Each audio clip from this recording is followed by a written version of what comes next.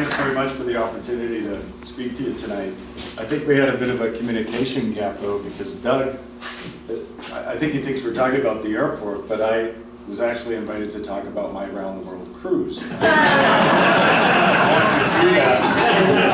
It's a 14-year trip, so it's going to be a bit of a long show. You might want to get some coffee. Yeah. So I'm going to break this down into a few different pieces. I'll just take a minute and give you a bit of a background on the structure of the airport, talk a bit about the economic impact, and then I'd like to walk you through some of the major capital projects that we've done, talk a bit about air services and routes that are coming, and some of our plans for the future as we go. I'm thinking it's going to be probably 20 minutes, so you're all watching your slides. You can do that, and I can, again, weave in some slideshows of my round the world cruise. So the VA commenced in April 1, 1997. The reason that sort of the genesis for this was that the federal government decided we don't want to run airports anymore. We want to privatize airports. We want to be a landowner, and we want to be a regulator, but we don't do a very good job of operating airports. We don't invest the amount of money we need to invest in the airports to facilitate growth. So they created, they really started the whole process in the early 1990s, and Victoria International Airport, or the VAA, was created in 1997. We're a private company. We lease the land from the federal government, and the way that the rent is calculated that we pay them, it's based on a percentage of revenue. And Victoria International Airport's about a $50 million company. So the first $5 million, there's 0%. You can see the sliding scale from 1%, and now every dollar we're making over 25 million is 8% to the federal government. So our total rent that we pay is about $1.7 million a year. Just a quick view of the airport, and I don't know if you know the physical land that the airport makes up, but it's about 1,200 acres. And again, this is a pretty savvy audience, so you understand the runway makeup. Obviously, the main runway here, 0927, is the bulk of our movements. The airport right here, you're familiar with many of the developments around the airport. I'm going to talk to them in a bit more depth. We have a couple of live fish-bearing streams here. We have Ray Creek, Tentang Creek, all the properties that we manage, and we have about 60 tenants on site, ranging from Viking to yourselves, to the DND, to Sobeys up over here in the corner, and a number of potential developments throughout the airport lands. Again, I'm going to show you some of our plans. Just if you want to understand the general usage of our runways, itinerary, the actual movements in and out of the airport. In terms of commercial flights, we have about 100 flights a day. So about 35,000 movements approximately a year.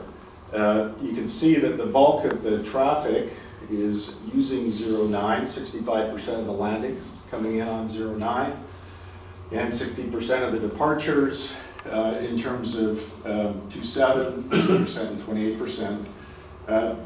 21 is effectively, and 03 is closed completely for landings. It gets far too expensive for us to maintain 3 runways in terms of keeping all the obstacles clear. In terms of trees, and 1432. 03, we're finding now more and more of the turboprop pilots, they always like the straight shot into Vancouver because the experience of the pilots, and I guess it's a younger generation of pilots, they have a tendency to want to use 0927 much more than they did 3, 4, 5 years ago. We had to look at the usage of 03. It's dropped quite significantly in the last number of years. I don't want to bore you with too many numbers. I think just look at the bottom right. The economic impact of the airport is $880 million to the region. And I think the best way the way I always describe it, and I think about airports today, think of the importance of seaports 300 years ago, then think of the importance of railroads and what they did if you had a railroad and tracks in your community, and then think of the importance of the roads. Well, that's what airports are today. I mean, it's vital to have a growing airport because you can see the economic impact. The last time we did an economic study before that was about 2004. and we estimated the economic impact to be about half that. So I fully expect as we grow from 2 million passengers where we are today to 2.5 to 3 million passengers, you're going to see $1.5 billion, $2 billion economic impact for the region. So it's quite staggering, actually. So this is kind of busy, but I think it's important to just, can you all see my walking? You're yeah. It doesn't matter. It doesn't matter, I can't see anyways. Okay, where can I start? So one of the first projects I was involved in, I was hired by the airport in 2011, and I said to the board, we should build a walking trail around the airport and connect the whole piece in. There was a strip along Mills Road. I said, well, why don't we just build the whole thing? Because, and they looked and said, we didn't really hire you to build a walking trail. I thought that maybe you should run the airport. I said, well, you don't understand, because you want to try and connect more effectively with the community, because we do create noise. But let's see if we can add some value to the overall region. It adds value. People's property values probably improve. It creates a better lifestyle. You'll probably, if you're having a gin and tonic on your deck and there's a bit of aircraft noise, airplane noise, you might say, you know what, I had a nice walk around the path today, I'll give the airport a break, it's okay, it's doing the right thing. And I'm just so proud every day that we go out on the path that I'm around and I see people, more and more people out there walking, kids riding safely to the ball diamond. And it's just a really, something that we're incredibly proud of. And I know the board, there's not one single board member that would have regrets. They all feel it's absolutely the right thing to do. So again, that was built in, I think, 2013-14. We've overlaid our main runway. That's no easy feat. When you're trying to keep a live runway operating, you see the movements coming in and out of there. And basically, you can do 60 to 100 meters a day in asphalt. So you have, and aircraft don't like speed bumps, so you need to put transition surfaces. You've got to scurry onto the airport, in fact, on the airfield at midnight, pave, resurface, get all the paint markings, create the transition service, and then get off at 5 in the morning so you can operate the regular service and do the same thing in the peak. So that was an incredibly challenging project. We have pipes, so we manage all our water, sewage, everything throughout the airport line, so we're always upgrading the pipes, and you'll see out digging, you know, what are they digging? Well, unfortunately, that's something that we have to look after. We did a lot of work over what we call the East Camp here. We built a detention pond just outside, actually, the museum here, and that's to help capture any water from peak flows. There was always a concern that as you add more paved surfaces at the airport, it's going to create more runoff. And we did all the modeling, and it didn't show, unless you got a sort of peak water event, that you could actually have some impact downstream on potential flooding. We said, you know what, we're going to do it in a catchment area anyway, so you can just manage the flows. That was done. Willingdon Road, I don't know if you know that, that's actually the airport's road. That is there, you probably don't know that when you're using it, so you're only supposed to use it when you're going to the airport, just remember that.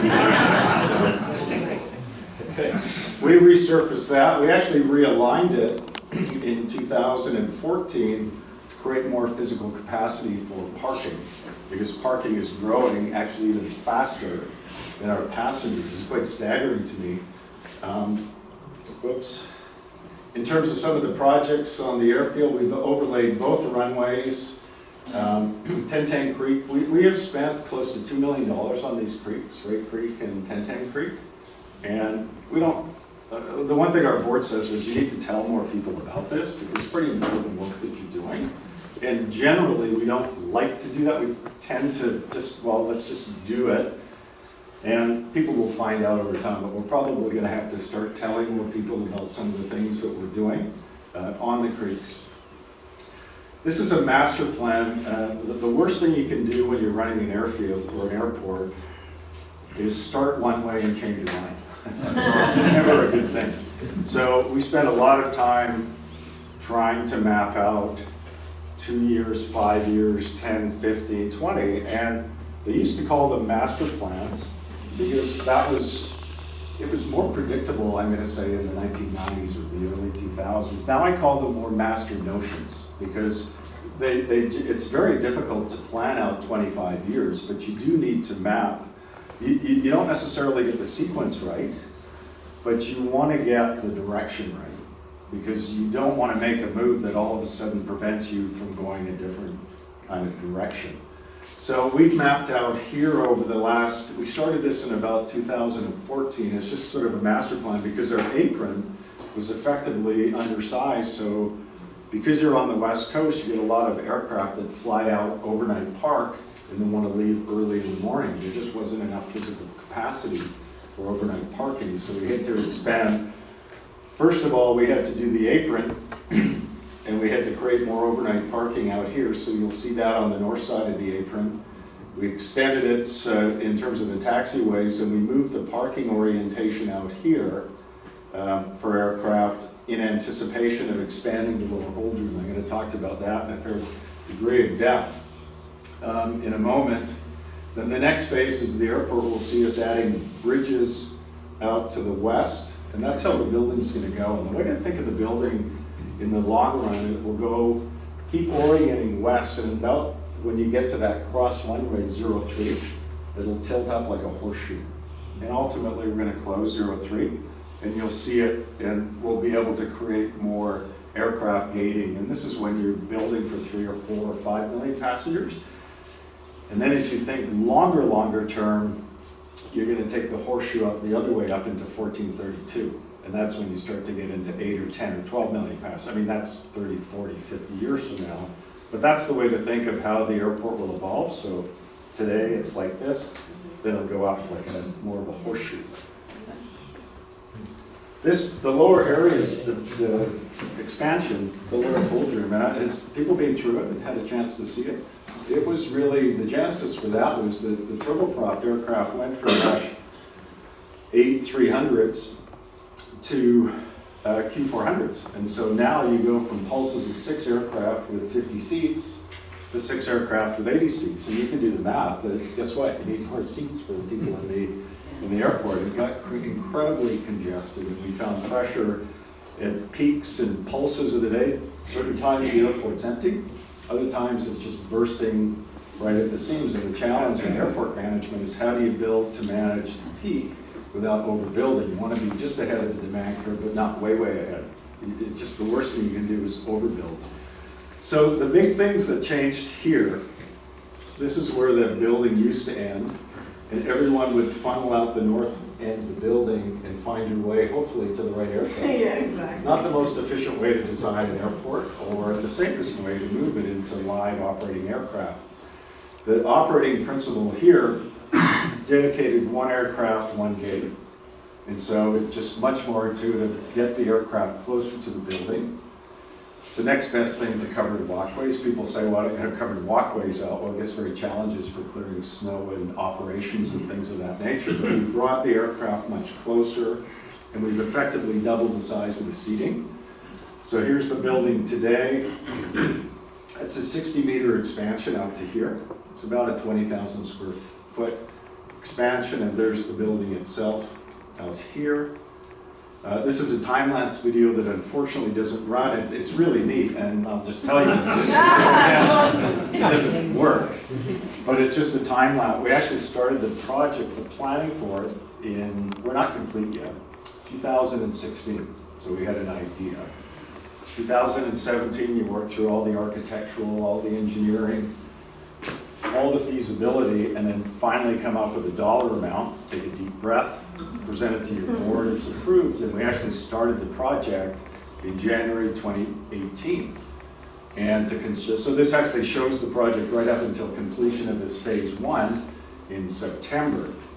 But what it consists of, we've dug out a 10,000 square foot basement. It's an expansion of 20,000 square feet total in the building. But you're constructing it under a live airport condition. So you've got aircraft coming in and going. We've got painted walkways to move people differently.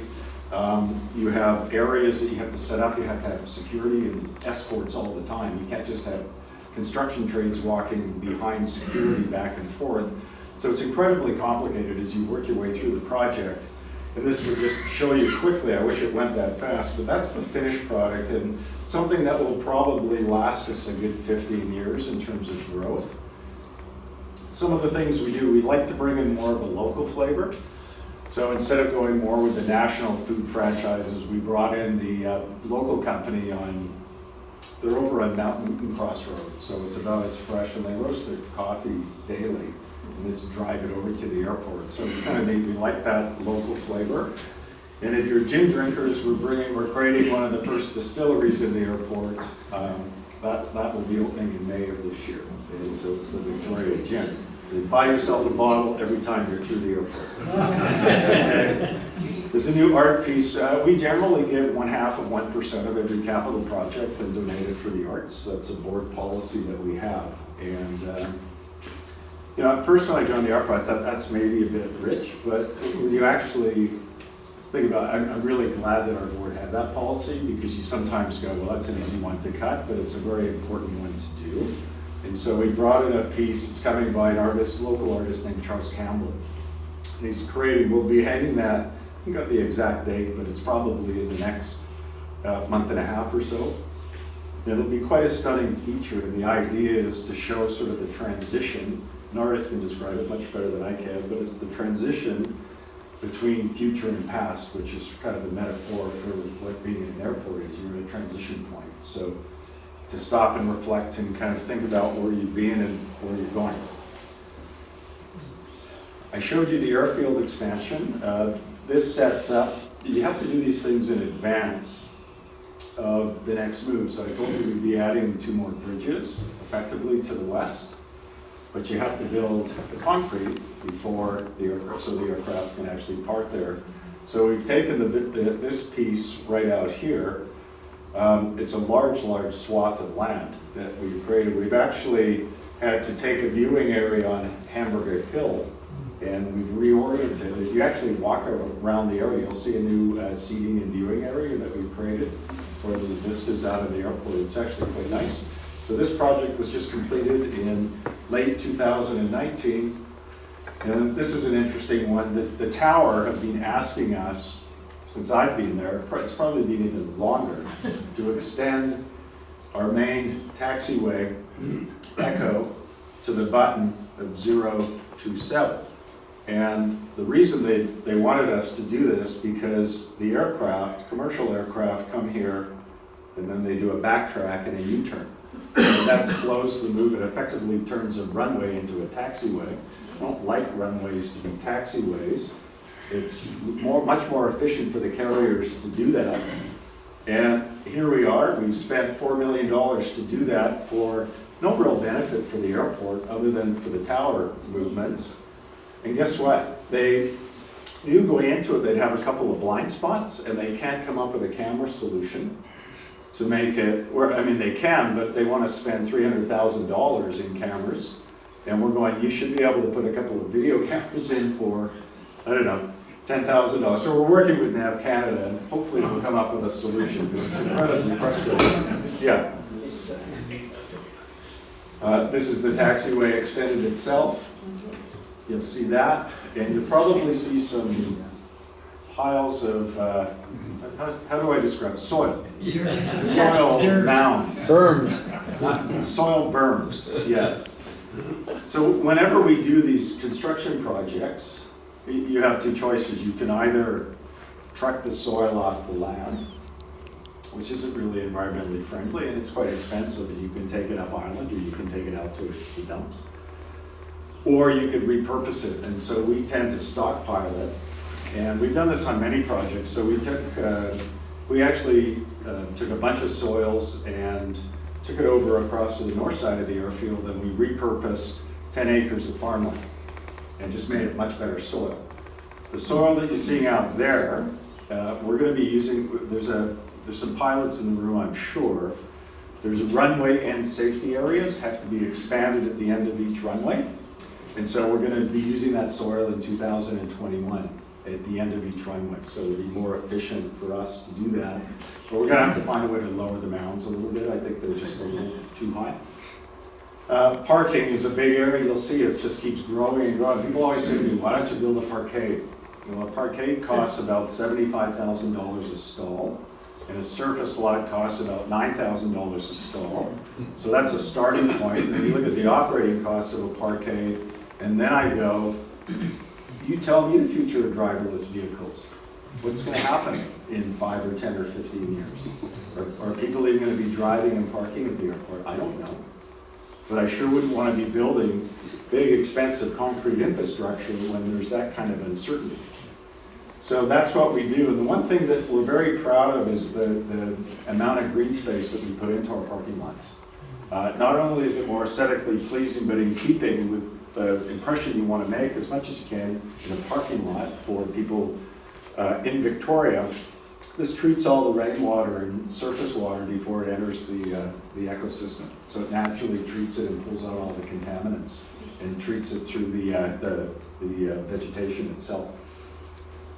Long-term parking, ultimately, if you can picture the roads are in a bit of a horseshoe, we're going to be taking Electra, which is the front part of the airport road, and instead of bending back out, it's going to go straight across west. I'll show you a picture of it in a second. Ultimately, you could see the entrance for Willingdon Road as we come in from our little mini circle, probably orient more to the north. And think of an entrance coming in that way in the longer run. We'll do that.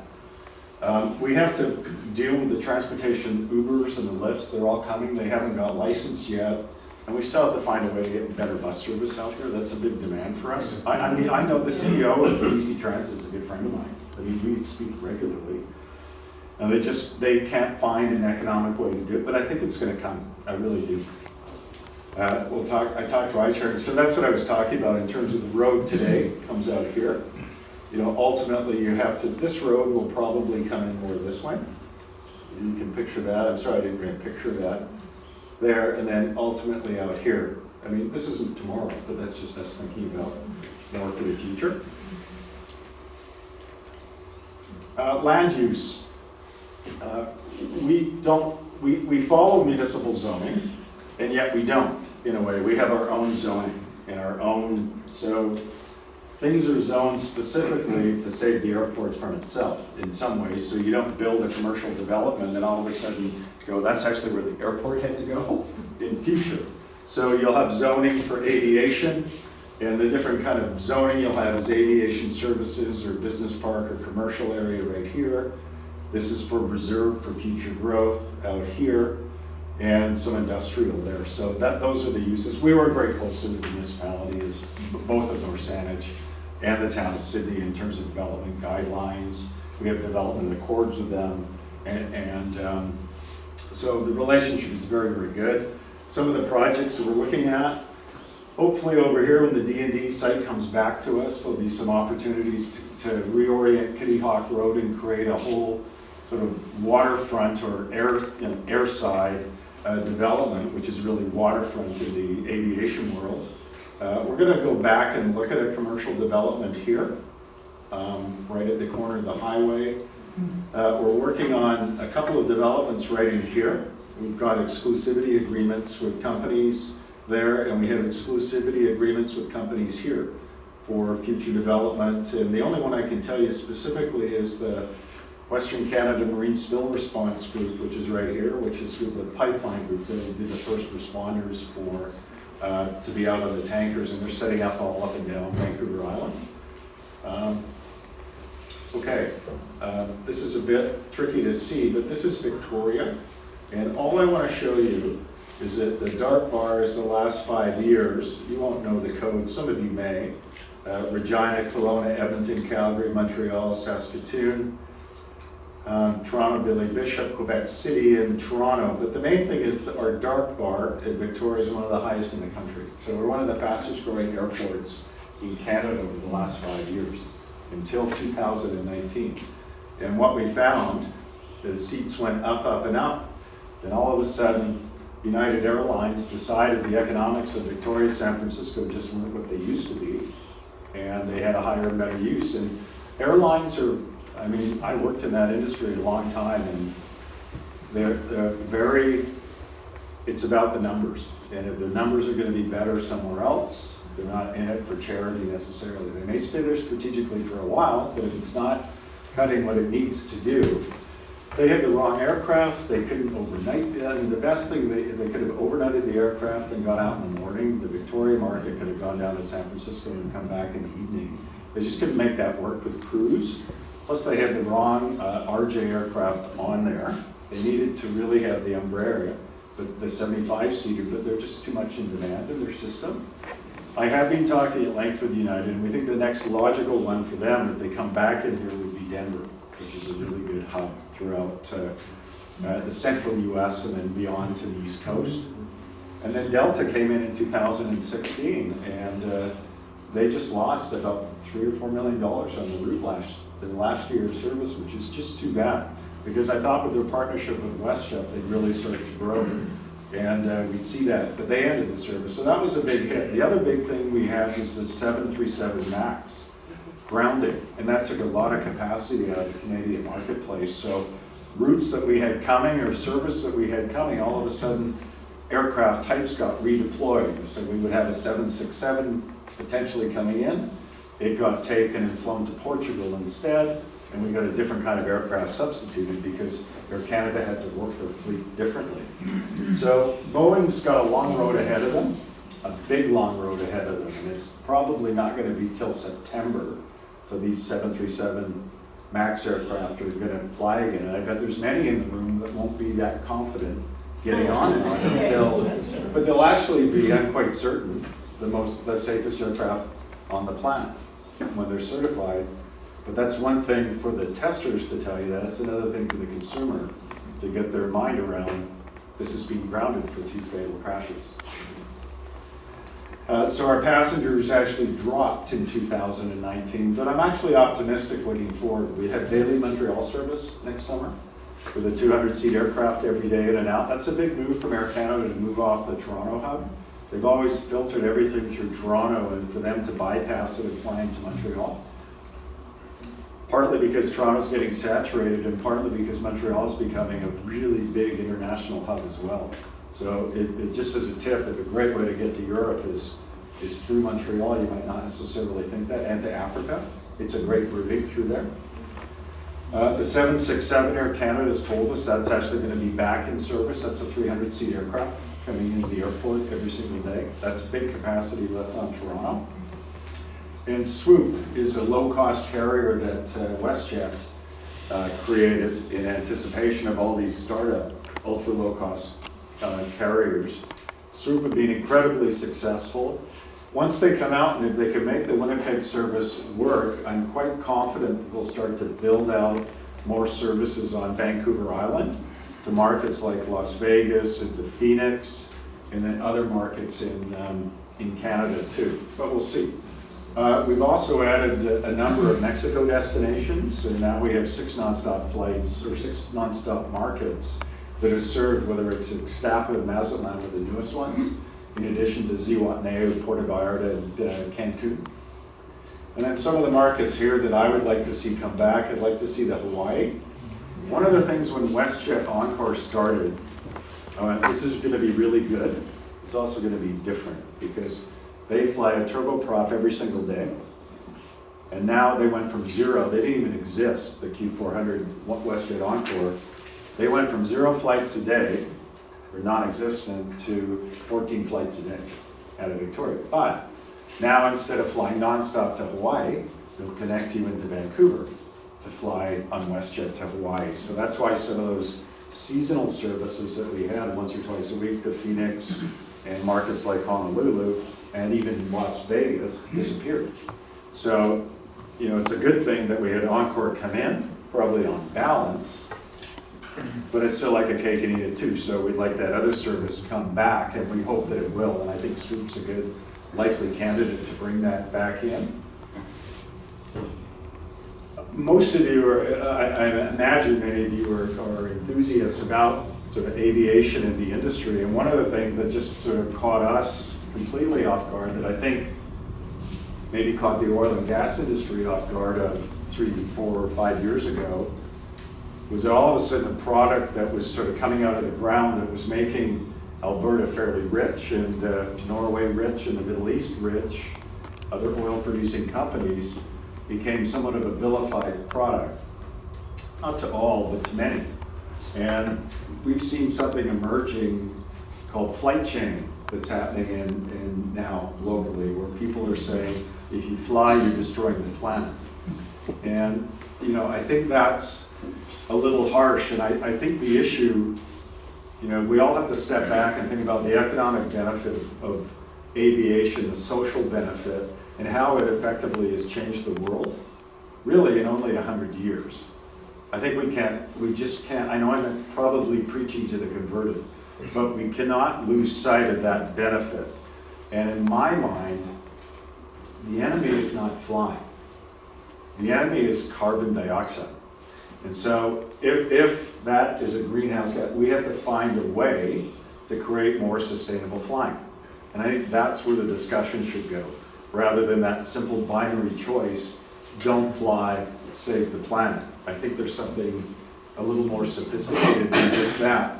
The industry itself, just in case you didn't know, has spent over $1 trillion on different aircraft types, engine types. It's 30% less emissions now to fly Victoria-Toronto than it was really in the 1990s. I mean, it's quantum. And the next generation will be even more efficient. The world will go to electrification. I have a lot of confidence in the industry. I think it's one of the only industries that has come collectively, globally, to set some worldwide targets. It will reduce CO2 emissions in half by 2050, and it's doing that against a doubling of the amount of airplanes going to be flying in the sky from today. There'll be twice as many airplanes flying, likely, in 2050 than there are today, just based on population growth and future demand. We're a member of the airport carbon accreditation. We were actually the 3rd airport in North America to get certified, something we're very proud of. These creeks here, 1010 and Ray Creek, I told you the kind of money we've invested in. In the day, Ray Creek was a dumping ground for whatever. It was just out of sight, out of mind. And it was incredibly polluted. Heavy metals going in there, polluting the creek. And we've invested to try and clean it up. We've created a bypass channel. We're restoring the creek. And it's come an incredibly long ways. The same thing with 1010 Creek. It used to be called, there's a federally registered dump site there. There's another part of it, it's called the Catalina Graveyard. Some of the historians may know that, where aircraft parts were just thrown out there in the creek. And you can imagine what that does to Pat Bay. All the farming activity that runs off the fertilizers that goes out into Pat Bay, what it does. So we've effectively restored the creek, and for the first time in 60 years, coho salmon have returned. And that's something where, they haven't been seen there for over 60 years. And that's a big step. So I think, I went through that as quickly as I could. I know it's later at night. That's it for Victoria International Airport. I hope that you have some questions, because I'd be pleased to take any. And thanks very much for the opportunity to speak to you. Thank you. Thank you.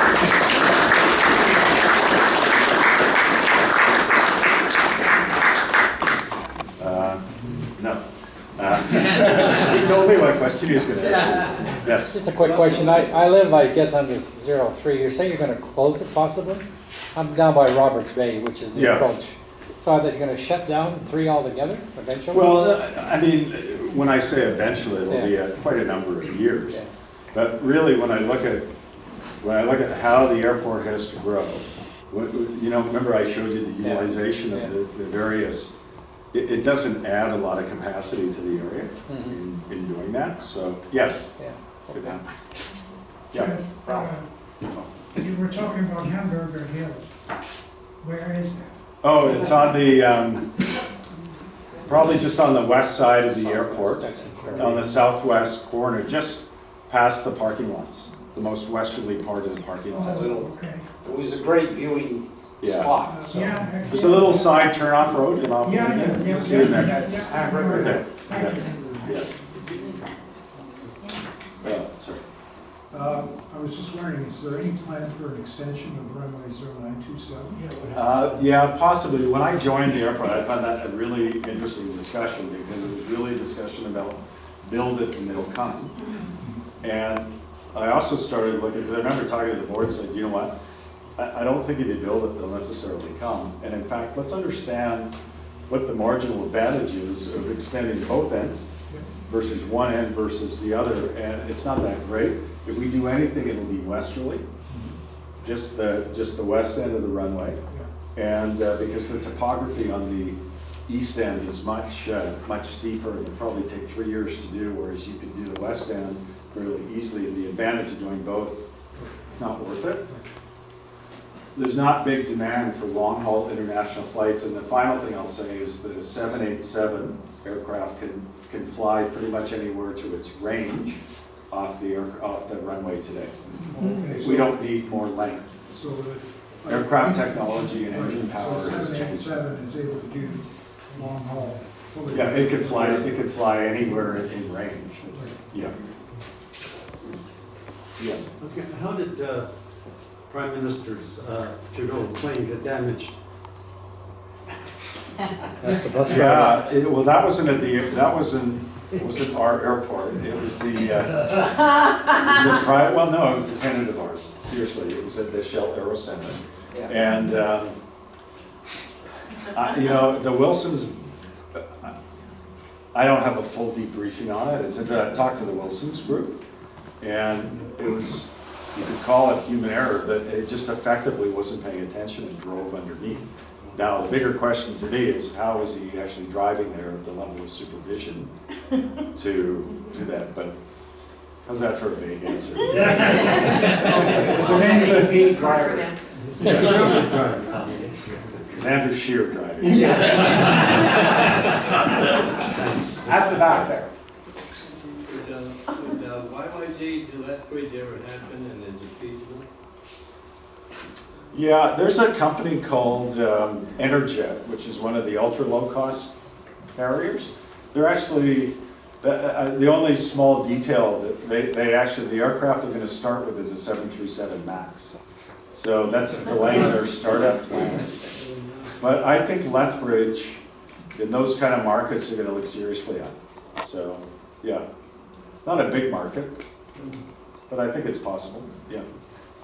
Do you have any plans for US Customs pre-clearance at the airport? Do you know,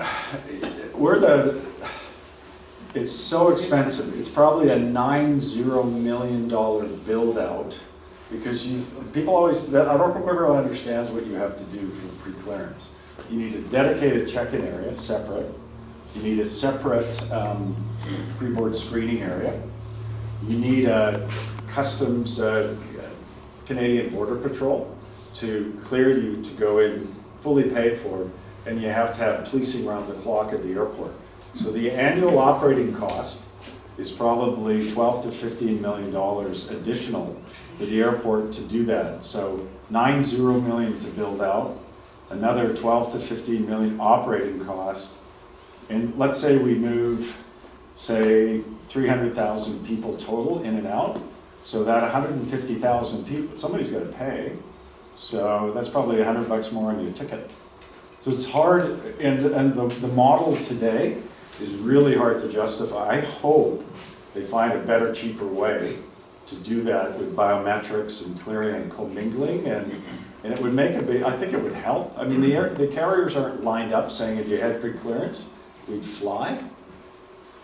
But the way it is now, you know, two other airports in the country, Billy Bishop in Toronto downtown and Quebec City, both had approval for US pre-clearance, and neither one are implementing because they can't afford to do it. Stan. I was surprised to see a commercial development near the button at 27, which has gone by the way now, I know. And I Yeah. thought light pollution would be a serious drawback. Could you say No. a few words? Yeah, no, it's fine.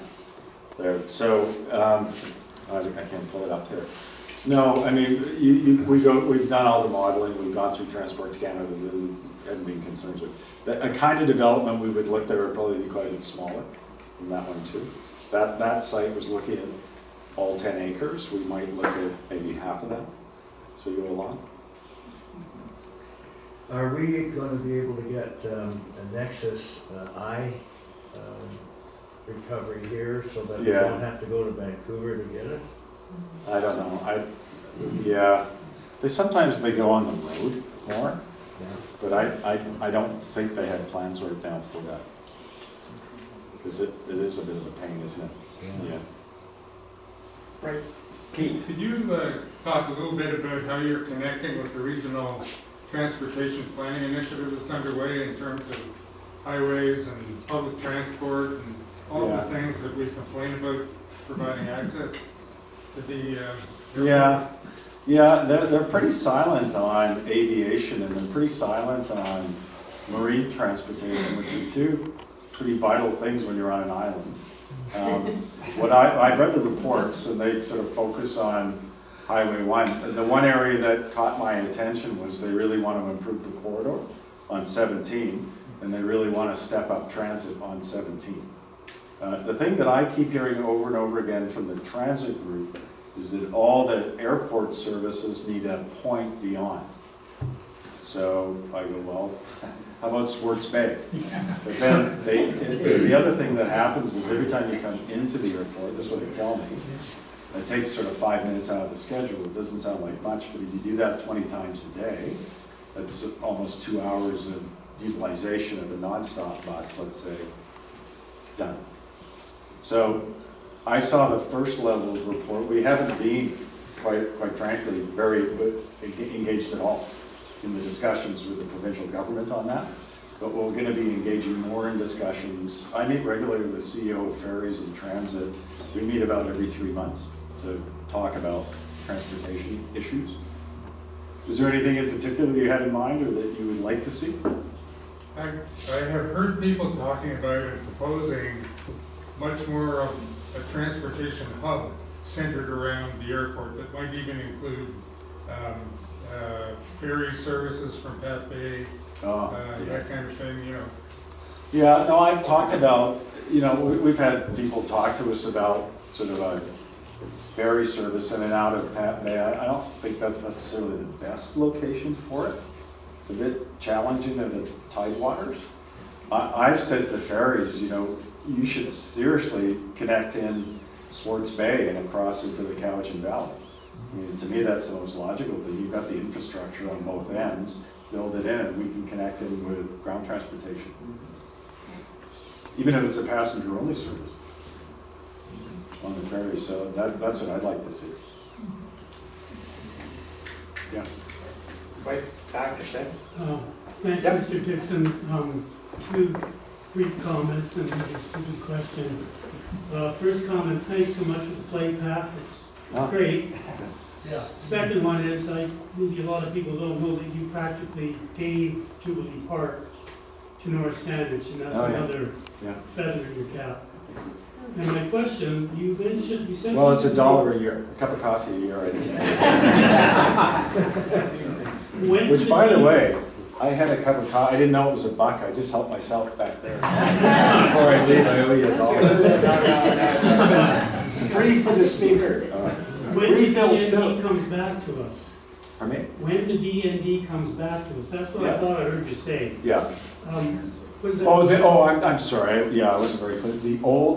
The old hangar in that land reverts to us, and they take, I mean, they've been in, basically, they built that new hangar in, I think it's 2016. It take a long time to transition. There's some environmental studies that they're working on now. And so I would expect the whole transition should take place by the end of the day. So it's assembled that the airport authority is very good to us. Yes. I think they charge us $1 a year rent, and I think we're in arrears on that. I'll tell you what, we'll call it square. We're good for this. So the question I have is, with 2 million passengers a year coming through the terminal, do you have any thoughts on how we can raise awareness of the museum and perhaps direct some traffic this way? Advertise. No, seriously, I think that's the opportunity. I mean, whether there's an opportunity for the airport to, I mean, by the way, you can phone anytime. We can always have, we're always open for the discussion. You can either pay for the advertising, or we can find creative ways to do that. Okay. So, but no, I mean, we're a big believer in the museum. We've always supported. We've done a lot of maintenance work here. We're always absolutely. And we appreciated the support we got when we all the historical reviews, the signage that we put in around the flight path. It was an amazing project. And so, you know, it's not a, yeah, we're here to help, so. Thank you. Thanks for maintaining our runway. Oh, yes, Thanks for our runway Oh, to the oh, you're welcome. museum. Oh, yes. 2-6. Yeah. 2-6. Yes, pretty good, appreciate it. I'll step up here because, you know, we are the tenant. And I gotta say, the landlord has been magnificent in, you know, hundreds of maybe unnoticed or unmentioned, some sort of subtle ways where they have really stepped up and given us a hand. I mean, I could think about, we had a problem crossing the creek to get aircraft from one side to the other. They designed and put in the base for a sign out on the front road out there. The snow removal, you know, again, just so many, you know, I'll say little things, but they're a big thing to us. And they have not gone unnoticed, and they've not gone unappreciated. So I just thank goodness that we have you and your staff here, because they've been magnificent for our museum. They really have.